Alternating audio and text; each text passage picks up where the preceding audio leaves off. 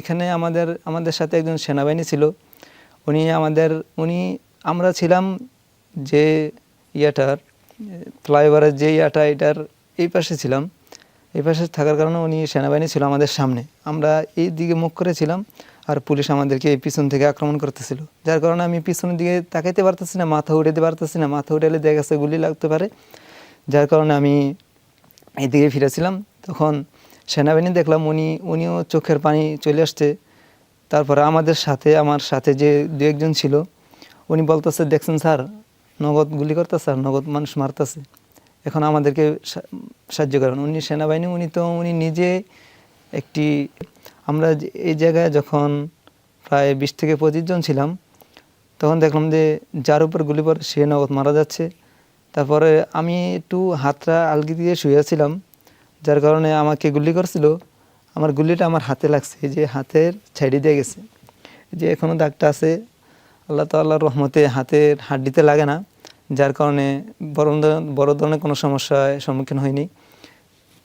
তারপর যখন আমার হাতে গুলি লাগছে, হাতে গুলি লাগার পর আমি সোজা হয়ে শুয়ে যাই।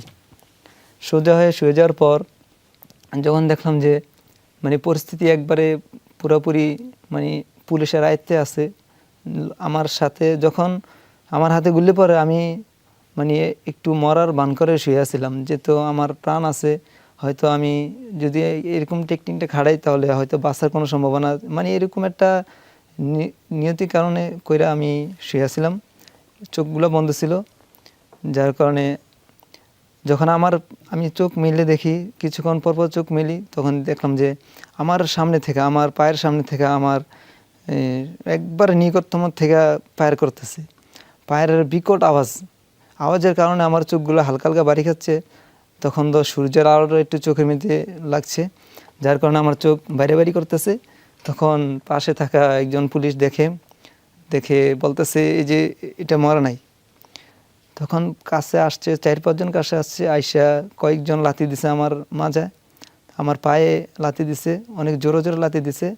তারপর দেখছি যে আমি একটু লাড়া দিছি, লাড়া দেওয়ার পর তারপর আমাকে পানি আনছে, পানি আনি না আমার মুখে ছিটা দিছে। আর তখন আমি পরিপূর্ণভাবে চোখ মেলছি। মেলার পর তখন আমি যখন উঠে বসার পর আশেপাশ থেকে আরও 4-5 জন পুলিশ আসলো, আইসা আমাকে রাইফেল দিয়া, পিস্তল দিয়া আমাকে অনেক জোরে জোরে বিভিন্ন জায়গায় আঘাত করতে লাগলো। তখন আমি চিৎকার করতেছিলাম, আমি কইছিলাম, স্যার আমাকে ছেড়ে দেন, আমাকে দয়া করে ছেড়ে দেন। তারপরে এইসব শোনার পর যিনি আমাকে পানি দিছিল উনি আবার বলতেছে, অনেক আর মারি না, দেখি। পরে দেখলাম যে আমার এই রানগুলা ফুলে গেছে, রাইফেল দিয়ে আঘাত করছে, রক্তমুক্ত জমে গেছে, অনেক আহত হয়েছিলাম। আমার পায়ের হাড়গুলো মোটামুটিভাবে জখম হয়েছে। তারপরে আমাকে যখন পানি দিছিল উনি আমাকে ওনাদের হাত থেকে বাঁচাই বলতেছে, ওনাকে ছেড়ে দাও। এর আগে আমাকে যখন পার দিছে রাইফেল দিয়ে, তখন আমাকে এই জায়গায় পার দিছিল। এই জায়গায় পার দেওয়ার কারণে আমার চোখটা ফুলে গেছিলো, তখন এই জায়গা ফেটে গেছে, এই আশেপাশে যা আছে সবগুলা জখম হয়েছে, আর নাকের এই জায়গাটা দাঁতগুলো সমস্যা হয়েছে। তখন আমার এই চোখ দেখি নাই, এই চোখ অন্ধ ছিল। তখন আমার যে ডাইন চোখ খোলা ছিল, তখন আমাকে বলতেছে, পুলিশটা বলতেছে যে পানি দিয়ে উঠেছে, উনি বলতেছে যে উনি যদি যাইতে পারে তাহলে ছেড়ে দাও।